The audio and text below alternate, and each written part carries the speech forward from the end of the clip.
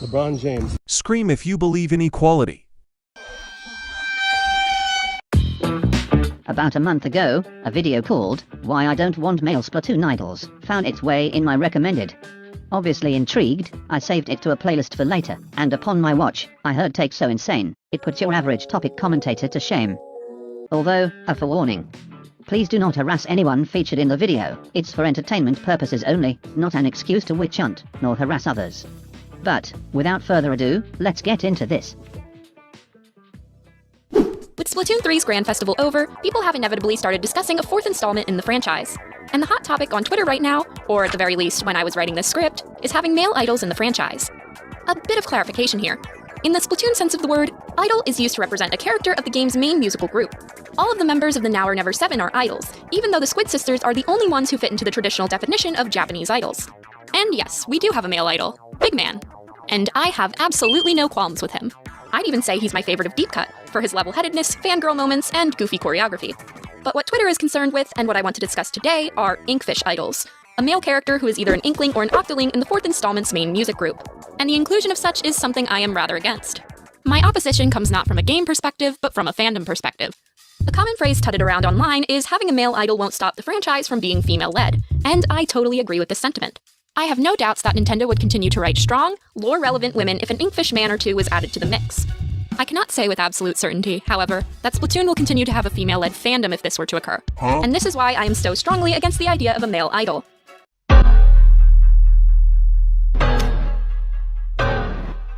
Already coming off strong, but isn't this just overt misandry? Imagine being so entitled, to the extent where you see a fandom having more male members, as being negative.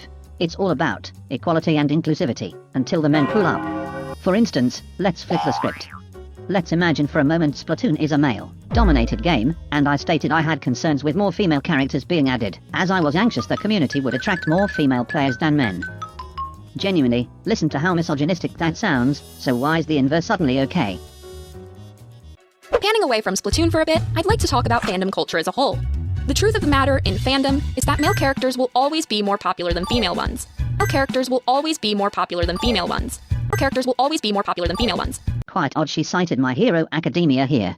Firstly, I doubt she watched the anime. I don't blame her, but it only makes sense for Bakugo, the blonde guy, also the antagonist to Deuteragonist, to be as popular as he is.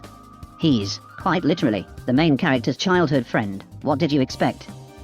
Uraraka, the girl in 9th place, isn't as popular as him, due to factors such as, he has more screen time, and is more relevant to the plot. Of course she's not as popular, this is an expectation. This is like having a poll, and being surprised when you find out Luigi is more popular than Pauline. So no, the point Megan just tried to make is completely invalid. By extension, male characters are centric to fandom dynamics and creations, such as art and fanfictions. Quick pause here to define some terms I'll be using later in the video. Slash means a relationship between two men, and femslash means a relationship between two women. Okay, got that? Alright, let's get back to it. If you're willing to participate, I'd like you to do me a favor. Open up the website Archive of Our Own and go into the series tag for any franchise. Your only caveat is that this franchise must have both male and female characters. The more popular the franchise, the better. Now go over to the right side where the filters are. Open up the drop-downs for both pairings and characters. These options represent the most commonly written about entities in your fandom. What do you see? A lot of men, right? How far down is the first woman? Are there any fem/slash pairings in the filters list at all? And if there are, what's the numerical difference between the most popular slash pairing and the most popular fem/slash pairing? I think the first quarter of this comment sums up my feelings on this quite well. It's crazy you go to a fanfic website when fanfiction is primarily written by women. Women like gay men, they like yaoi. Women. To add on to this, I can say, with my chest, a large majority of the people who read, and or submit to AO3, are women. You'll never believe this, but heterosexual men, if ever, would most likely make a heterosexual fanfic, whereas a heterosexual woman would either do the same, or write yaoi. Emphasis on most likely. It's no surprise most heterosexual women like it. I mean, hey, you get to see two hot men instead of one. But I digress. Fujoshis are extremely popular, and by proxy, tend to dominate when it comes to these things. I mean this in the nicest way possible, when I say, there is no way men are monopolizing the AO3 listings, women are carrying that website on their backs. On the topic of AO3, I find it quite ironic she used Genshin Impact as an example, considering over half of the characters are female. Not to mention, I think it's quite obvious the Genshin community is female dominated as well, so this just loops back to the point from before. To nail this point home, when you search up Genshin Impact fan art, direct creations from a fandom, you're met with mostly illustrations of female characters. As a matter of fact, just search up Genshin Impact, and you'll be met with mostly female characters as well.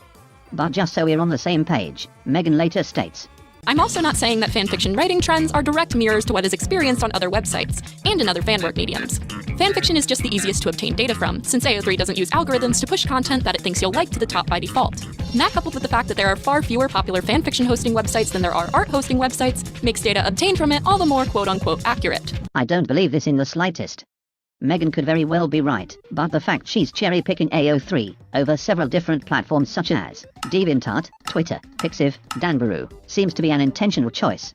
AO3 is nowhere as big as the other platforms I just suggested, and if anything, wouldn't it be even easier to collect from them, considering you'd have significantly more data to obtain? If precision is the goal, why go after the fanfiction niche? When someone joins a fandom, they're more likely to draw fan art, make edits, animations, literally anything else creative before they even consider the thought of a fanfic. Deliberately choosing a site where only a smaller portion of the fandom resides, with the false pretense of accuracy, only serves to push your agenda. Megan intentionally cherry-picked a fanfic website, seeing as she knows any other website would cause her argument to fall into literal tatters.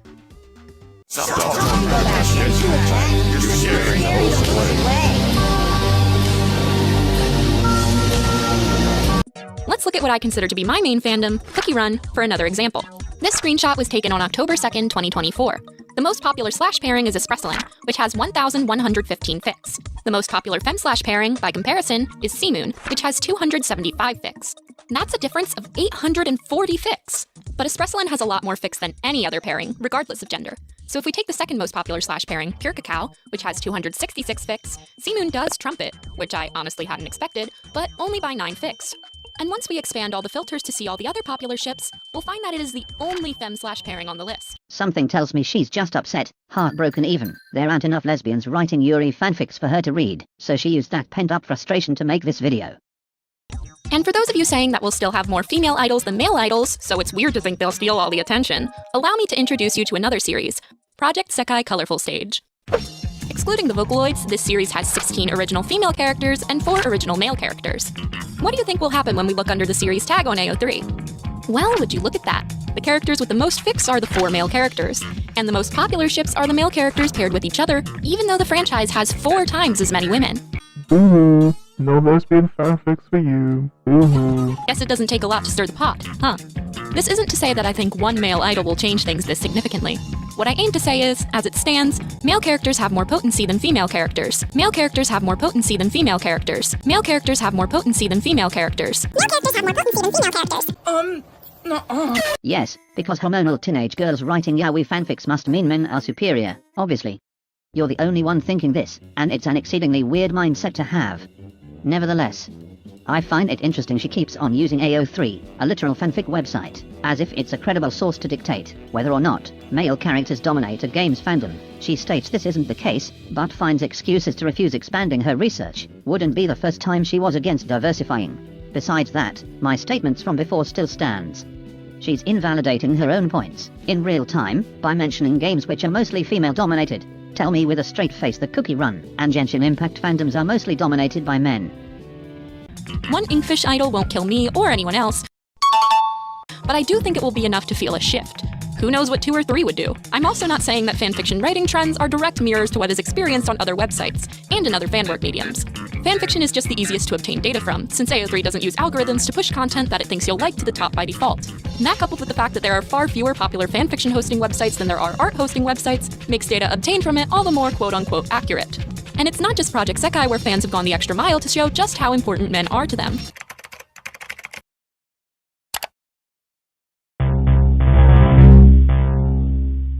At a shareholders meeting in June 2023, someone complained at length about how women in the Splatoon franchise are treated more favorably than men. The length of this discussion was apparently so great that they were told that they were talking for too long and the meeting had to move on. In summation, someone who has put significant money into Nintendo's pockets used their privilege to ask directly about men in Splatoon. I don't think I've ever seen a woman do this, despite just how many games make you play as men or present women as goals instead of characters. Problem. Despite how they were apparently yapping, and obviously didn't get the response sought after, they paid for the privilege, and they used it. I don't understand why this was mentioned in the first place, as it not only adds little to nothing to the conversation, but also serves to, realistically, discredit your own argument. This tells us men are so underrepresented, to the point where someone, in position of contact, felt the need to comment on it. Like, can we be serious for a moment? We only have one male humanoid in the game, and he's quite literally a raisin. Honestly, it's not unfair to suggest this, especially knowing they paid for said opportunity. Not ridiculous. That's not ridiculous to say that. Someone uses their position to start a conversation regarding the male character drought, and suddenly they're being painted as an immature, annoying hindrance. Megan is portraying the inclusion of a male character, as if it's the devil incarnate, and will invalidate the existence of women, all while she has yet to show anything which justifies this. For what it's worth, I don't believe that people who think men are underrepresented in Splatoon are a large portion of the fandom. Nor do I think it's right to discredit those who do make fem/works in fandoms like Project Sekai.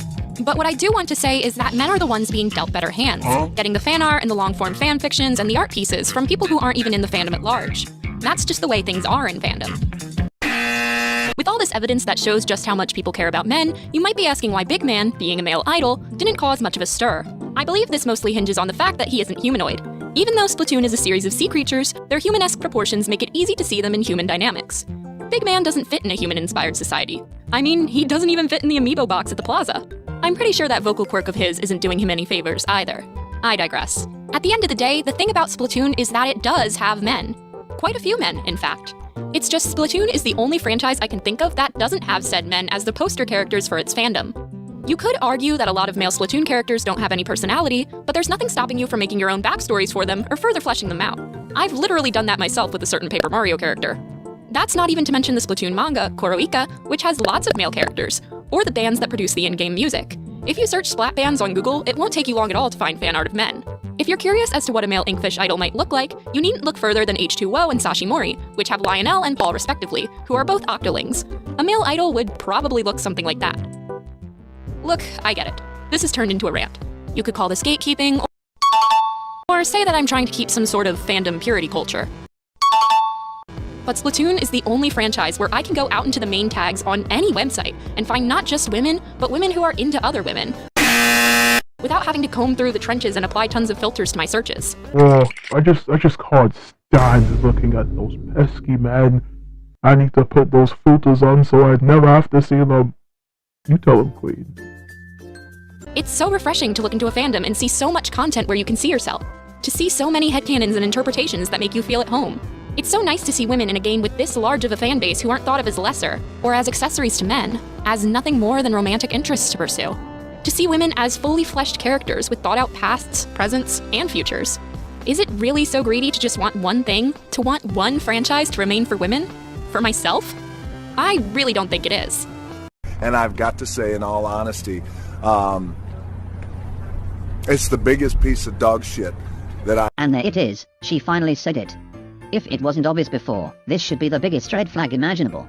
Megan obviously doesn't like men, especially those who just so happen to be in, and like the same media she does. Not only is this selfish, but it's overtly misandrist. Flip the script and this behavior would never fly. It's all about you, and how you feel. You cannot exile an entirely separate demographic, solely because of your attachment to the specific media.